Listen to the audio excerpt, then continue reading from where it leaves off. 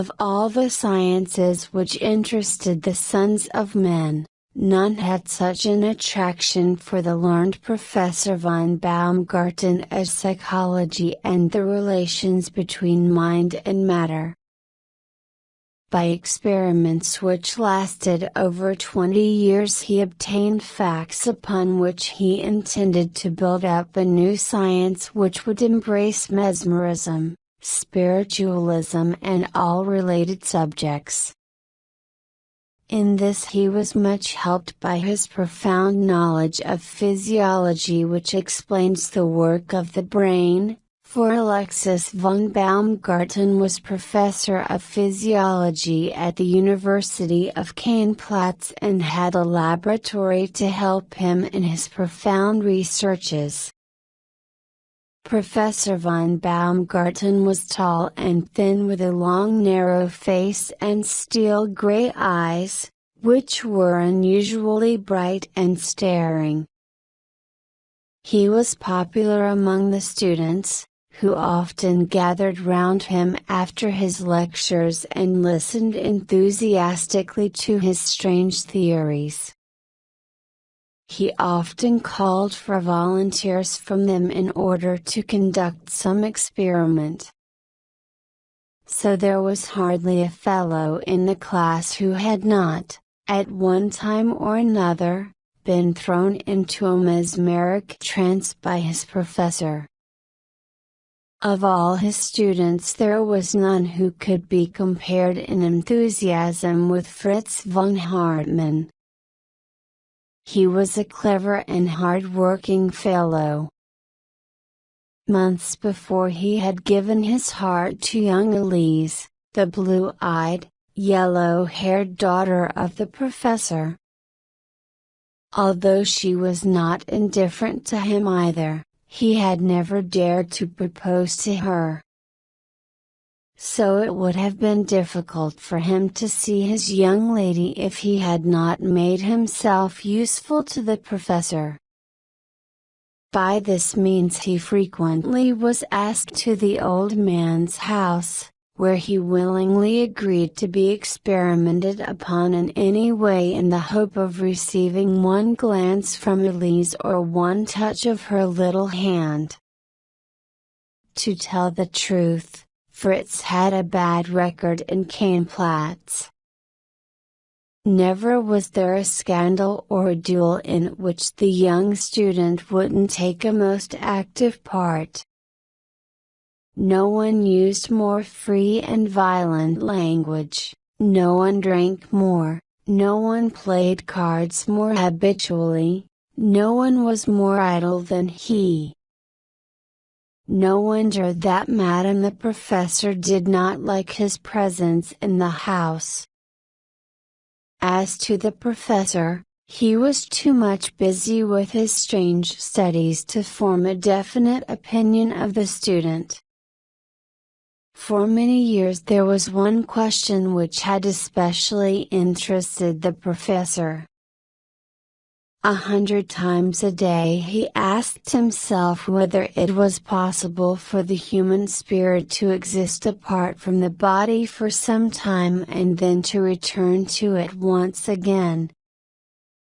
There were many things which made him believe that it was possible for mind to exist apart from matter. At last it occurred to him that by a daring and original experiment the question could be definitely decided.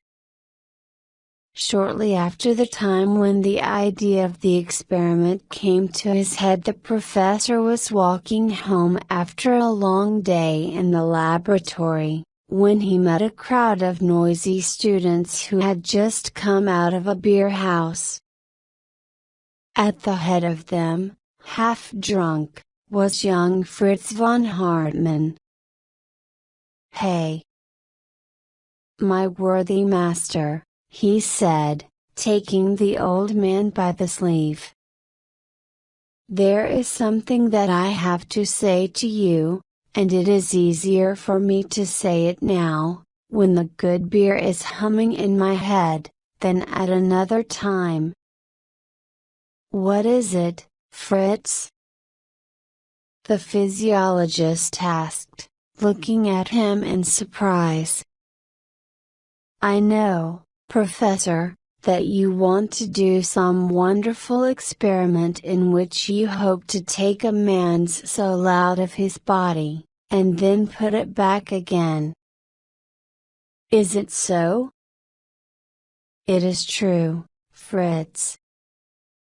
And don't you think, my dear sir, that you may have some difficulties in finding someone on whom to try this?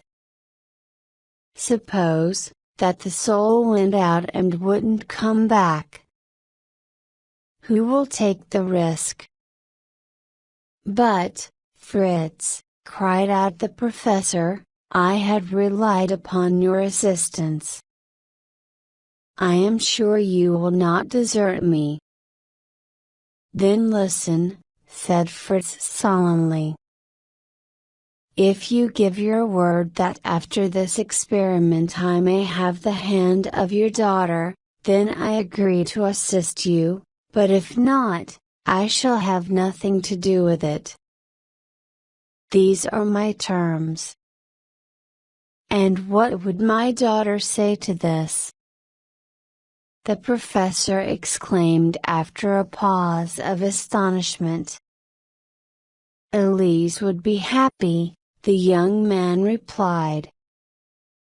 We love each other.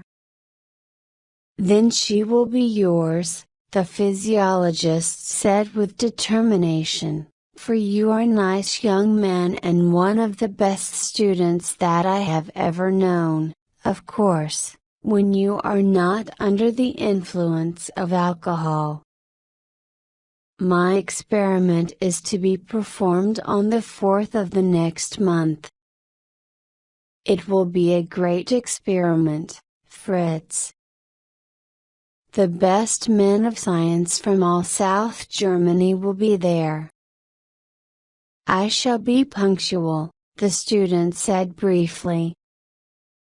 And so the two parted. The professor was right when he spoke of the widespread interest excited by his new psychophysiological experiment. Long before the hour had arrived, the room was filled by a galaxy of talents. There was a storm of applause when Professor von Baumgarten and his assistant appeared upon the platform. The professor in a few well-chosen words explained what his hypothesis was and how he intended to test it. I believe, he said, that when a person is under the influence of mesmerism, his spirit is for some time released from his body. I therefore hope that upon mesmerizing my young friend here and then putting myself into a trance, our spirits may be able to communicate together, though our bodies lie still and inert. After a time our spirits will return into our respective bodies and all will be as before. With your permission, we shall now proceed to make the experiment. The applause was renewed at this speech, and the audience settled down in silence. With a few rapid passes the professor mesmerized the young man who leaned back in his chair, pale and still. He then took a bright glass from his pocket, and by concentrating his gaze upon it and making a strong mental effort, he threw himself into the same condition. It was a strange and impressive sight to see the old man and the young sitting together in the same cataleptic condition. Had their souls left their bodies? That was the question which everyone of the audience asked himself. 5 minutes passed, and then 10, and then 15, and then 15 more, while the professor and his pupil sat stiff upon the platform. During that time not a sound was heard from the assembled scientists, but every eye was put upon the two pale faces, in search of the first signs of returning consciousness. Nearly an hour had passed before the patient watchers were rewarded. A flush came back to the cheeks of Professor von Baumgarten. The soul was coming back to its earthly tenement. Suddenly he stretched out his long thin arms, as one awakening from sleep, stood up from his chair and looked around him as though he hardly realized where he was. Tausendtuf!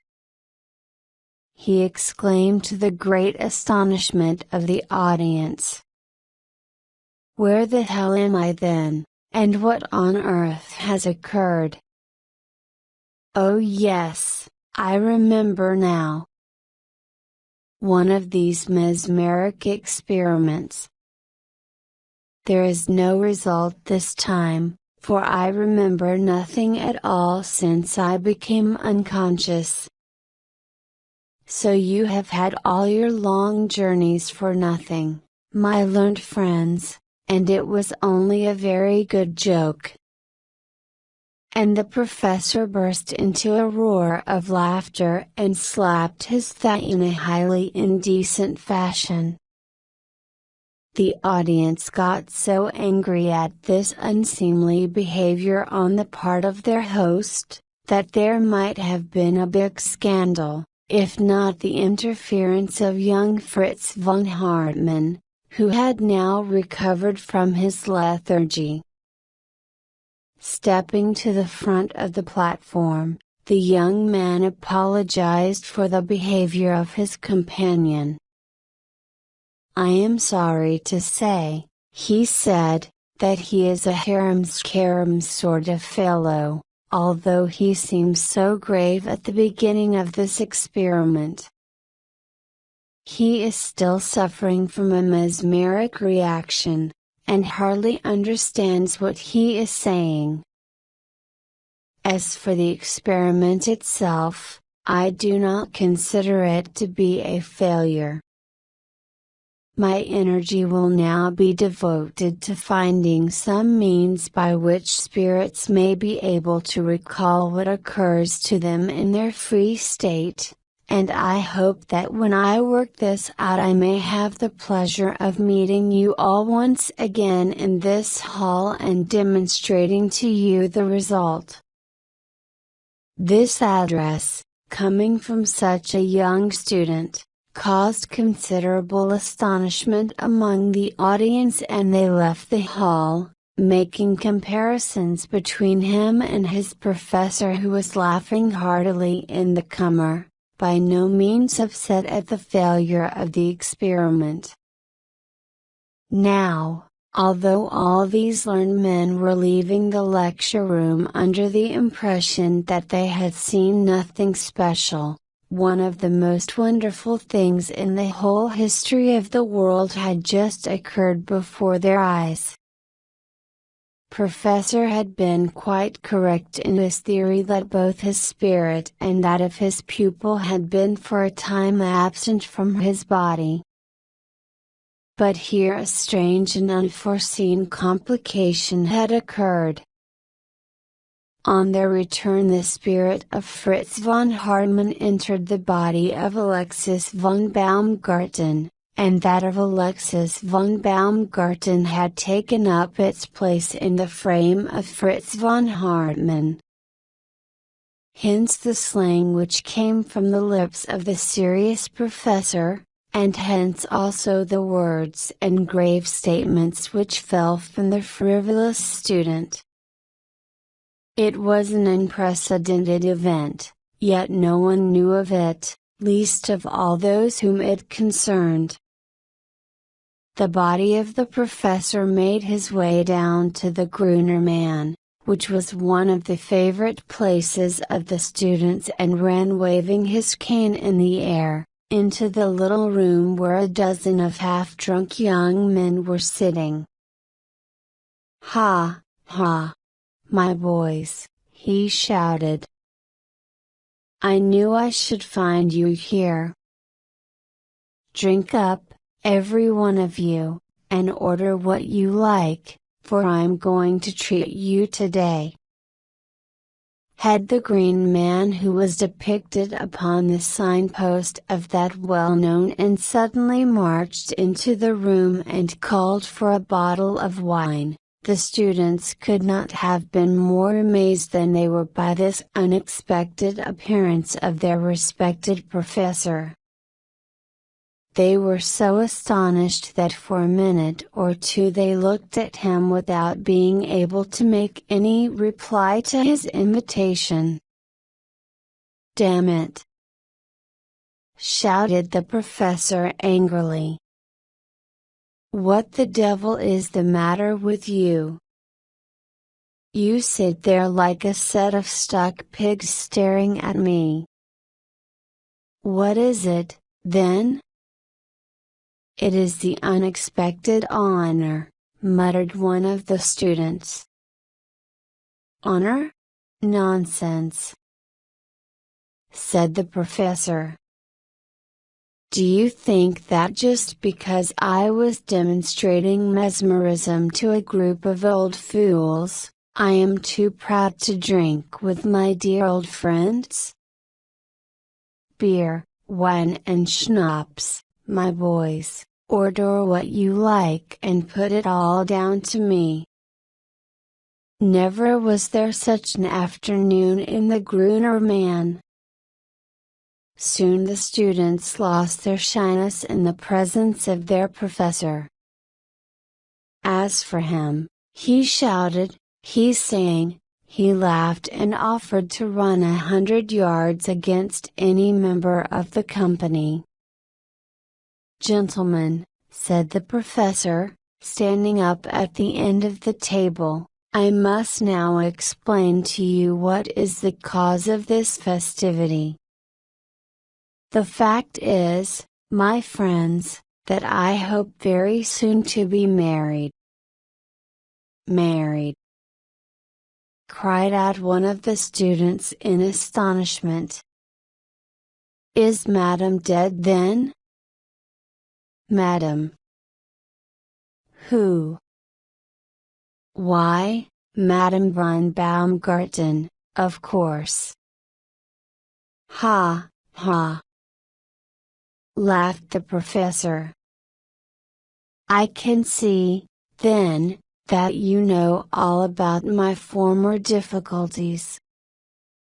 No, she is not dead, but I have reason to believe that she will not oppose my marriage. And I hope you will come to my wedding, all of you. Here is to my little bride." And the professor waved his glass in the air. And so the fun went on, and each young fellow followed the professor's example and drank a toast to the girl of his heart. While all this festivity had been going on at the Gruner man, a very different scene took place in another place. Young Fritz von Hartmann with a grave face and reserved manners had walked out into the street and went slowly in the direction of the house of the professor. He was hurrying along when he saw two students. These youths, instead of raising their caps or showing any sign of respect, rushed at him, seized him by each arm and began dragging him along with them. "What is the matter?" roared von Hartmann. "Where are you taking me?" "To drink a bottle of wine with us," said the two students. "Come along. That is an invitation which you have never refused." "I never heard of such insolence in my life!" cried von Hartmann. "Let go my arms." You shall certainly be punished for this. Let me go, I say. Oh, if you are ill-tempered, you may go where you like, the students said, releasing him. We can do very well without you. I know you.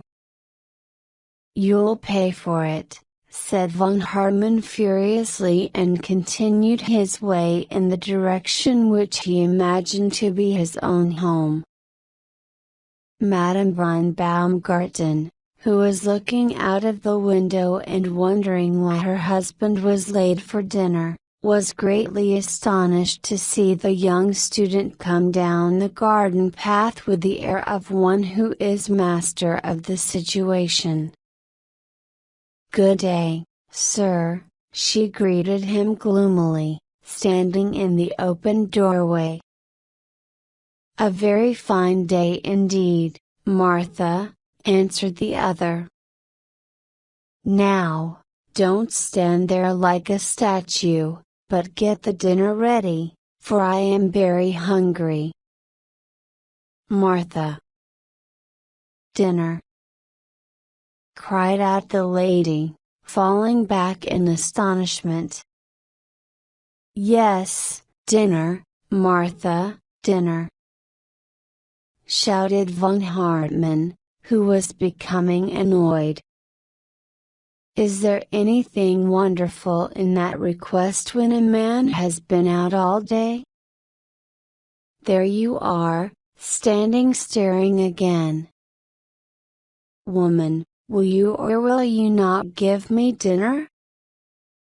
The last words, accompanied by a blow, had the effect of sending Madame Baumgarten flying along the corridor and through the kitchen, where she locked herself up and burst into violent hysterics. In the meantime, von Hartmann entered the room and threw himself down upon the sofa in rage. At this moment Elise came downstairs and threw herself into the arms of what she imagined to be her lover. "Dearest!" she cried, kissing him passionately. "I know this is all done for my sake. It is a trick in order to see me." Von Hartmann's anger at this new attack upon him was so great that he became speechless for a minute from rage. Then he cried out, stamping upon the floor, "Never have I passed such a day in my life. My experiment has failed.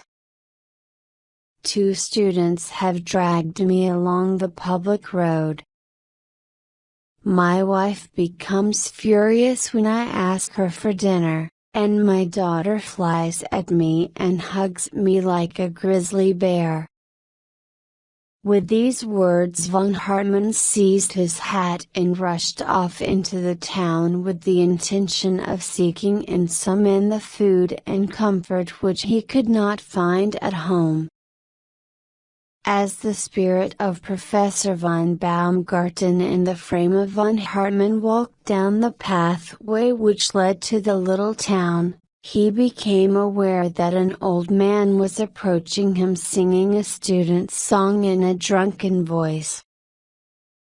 As he came nearer, he became convinced that he knew the other well, though he could not recall when or where he had met him. "Well, Sonny," said the drunken man, examining von Hartmann and swaying about in front of him, "where have I seen you before? I know you as well as I know myself. Who the devil are you?" "I am Professor von Baumgarten," said the student. "May I ask who you are? Your face is strangely familiar to me." "You should never tell lies, young man," said the other. "You are certainly not the professor, for he is an ugly old chap, and you are a big young fellow. As for myself, I am Fritz von Hartmann at your service. You are certainly not, exclaimed the body of von Hartmann. You may be his father. But hello, sir, are you aware that you are wearing my tie and my watch? Damn it! Cried out the other. If these are not the trousers which I made last week, may I never taste beer again. At this moment Professor von Baumgarten chanced to see the reflection of his own face in a pool which the rain had left upon the road.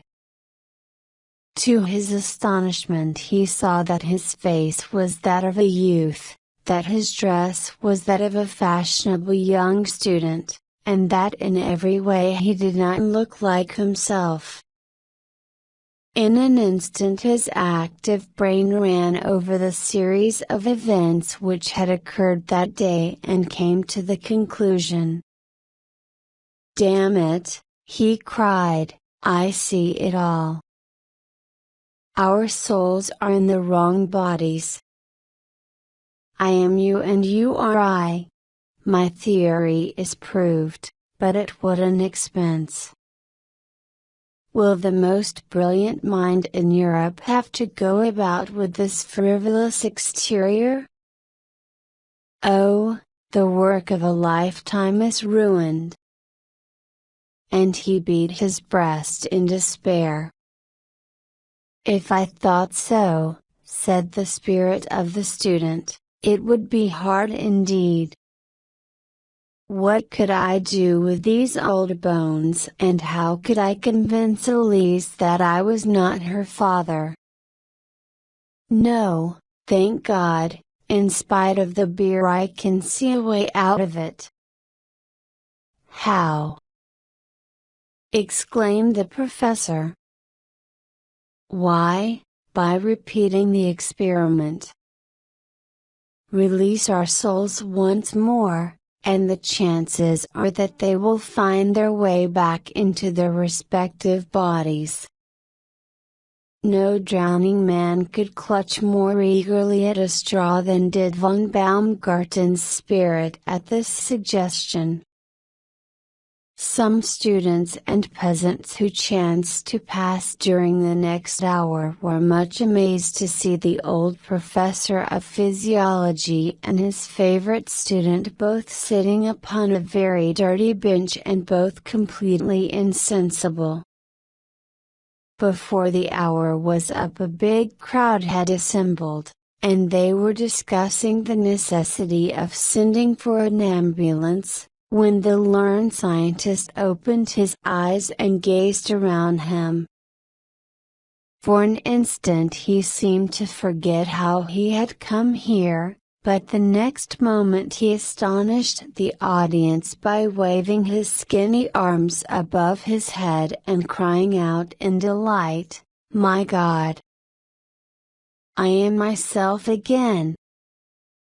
I feel I am!" And the student, jumping up to his feet, burst into the same cry and the two performed a sort of a dance in the middle of the road. It was long before the peaceful atmosphere returned to the professor's house and longer still before the face of von Hartmann was seen under its roof. However, the student finally married the blue-eyed daughter of the professor, and his loving wife Elise presented him with two little children as a visible sign of her affection.